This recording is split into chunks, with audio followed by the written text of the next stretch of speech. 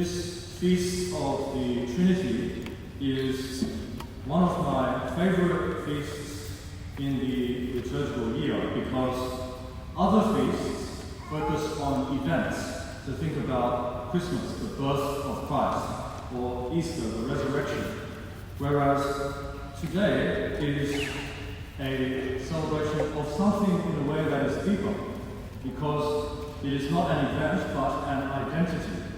It's an answer to this question, who is God?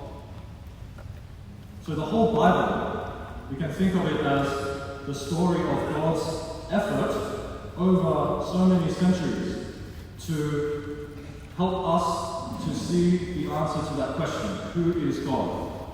And it's not that God doesn't tell us in simple words who He is.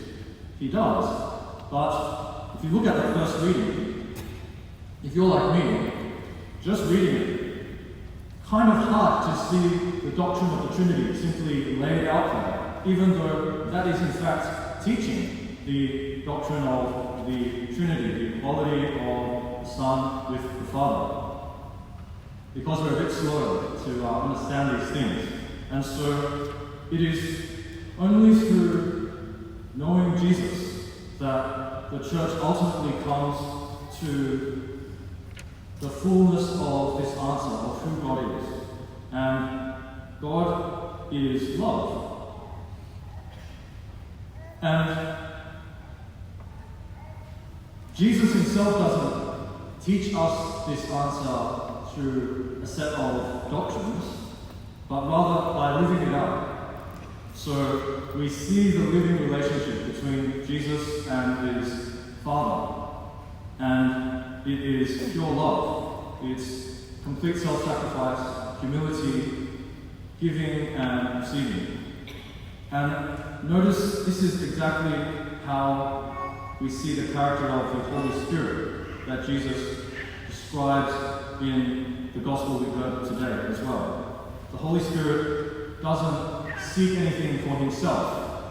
He speaks only what he has received from the Father and the Son. And the Spirit doesn't glorify itself. The Spirit glorifies others, glorifies us when it leads us to understand more deeply the truth of reality and of God, and also the Father and the Son. So the Trinity is ultimately complete self-giving love. That is who God is. If you've ever tried to explain the Trinity to other people, especially to people who are not Christians, if you're like me, it becomes very evident very quickly just how strange this teaching is. Three persons in one God. Is this like a contradiction? That is the question that many from the Islamic tradition would ask, because how could one God be three persons? There's another objection that I want to just reflect on together with you, because I think it also helps us to see how to live out the teaching of the Trinity. And this objection says, can we really presume to know the deep inner nature of God? Because isn't it the case that we're limited human beings? Isn't it a bit presumptuous to claim that we now have an insight into the identity of God, the source of all reality? Is it not more plausible to suppose that everything in our faith is limited by our human nature in such a way that, like all religions, we attempt to put God into our own words, but we fail to really get to the ultimate reality? And if you're like me, this is a real concern, because after all, there are so many things we don't know. We don't even know how to deal in a very appropriate way with COVID. There's so much about science that we don't even know. How can we claim to understand the ultimate nature of reality and the nature of God? And if you're familiar with the history of Christianity, when we think as well of the sometimes arrogant ways in which Christians have tried to impose faith on others, it can be easy to suspect that perhaps our Christian faith is in some ways a faith that has forgotten how to be humble in what it claims to know or to share. And so it raises this question: is our faith in the Trinity something that is capable of being understood and shared in a humble way? And let me share some reasons, 3 reasons, why perhaps belief in the Trinity is in fact not an arrogant thing, but in fact a deeply humble thing, and a thing that if we share to others can actually help us and the world to be a more humble place. First of all, sometimes humility in fact requires us to believe more and not less. We can distinguish between false humility and true humility. False humility is the attempt to deny something about ourselves, which is in fact false. So for example, if someone says, "You are good at something," and I say, "No, I'm actually not good at that, but actually I am good at that." Well, that's false humility.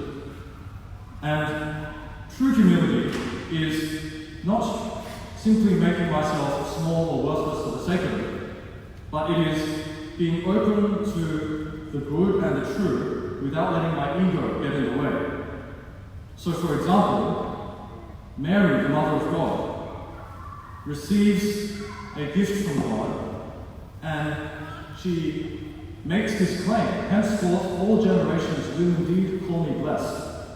And that was in fact a great humility, because she was open to receiving from God, not letting herself get in the way of God's plan. Perhaps when we receive the teaching of God, the teaching of the Trinity, when we profess it and when we share it, we're not making a claim of pride, sharing something that I know that others don't know, but in fact we're being truly humble by allowing God's plan to proceed without letting ourselves get in the way.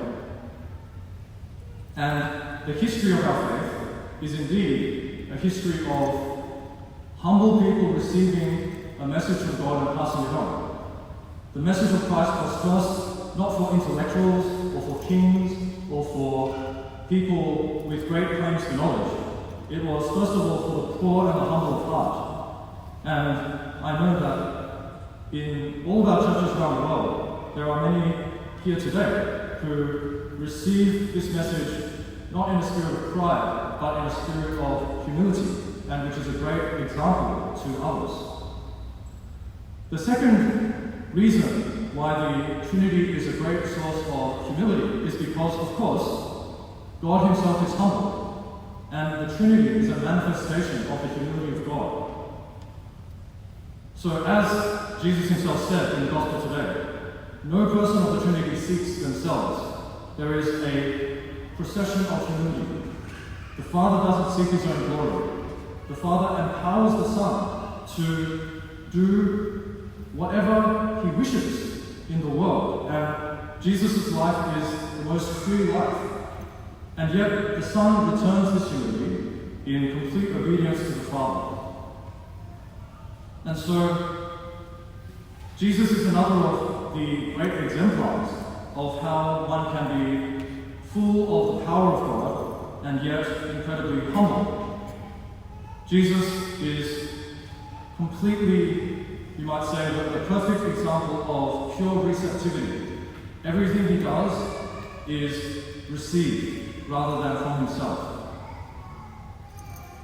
And finally, perhaps it is how we live out our own faith, our faith in the Trinity, that is the greatest way in which we can see the fruit of humility put into practice. If we truly believe that we have received the truth about the ultimate nature of God, that God truly is love, and this is the truth of reality, well then that is also the truth about ourselves, isn't it? Because we come from that ultimate source. So, if our identity comes from this interplay of love and humility that is at the source of all things, well, perhaps then we also find our true identity when we live out humility and love with others. And I think we all know this. We've all, in one way or another, had experiences of these moments of service or humility where we come deeply in touch with a sense of who we truly are and who we are truly called to be. Not through some kind of introspection, but simply by laying down our life for someone else and finding a deep joy and knowledge in that. There's something that C.S. Lewis once said, that with relationships, there's something about ourselves that we will only discover through the particular relationships that we have. There will be a friend that we have that brings out like only this part of ourselves that this friend is able to bring out. And in a certain way, that is the Trinity as well, because we understand each person of the Trinity only through their relationships with the other persons. And when we live out our lives in humility and service, we're entering into that dynamic of allowing our identity to be lived out more deeply by being displayed in these relationships. So what is our faith in the Trinity? I hope we can all see and truly believe it's not a claim of arrogance that I know something about ultimate reality that others don't. In fact, it is perhaps the most humble thing we could do, to humbly accept a truth that we could never have come to know on our own, to receive that and to pass that on in the same spirit of humility and love that comes from the inner nature of God.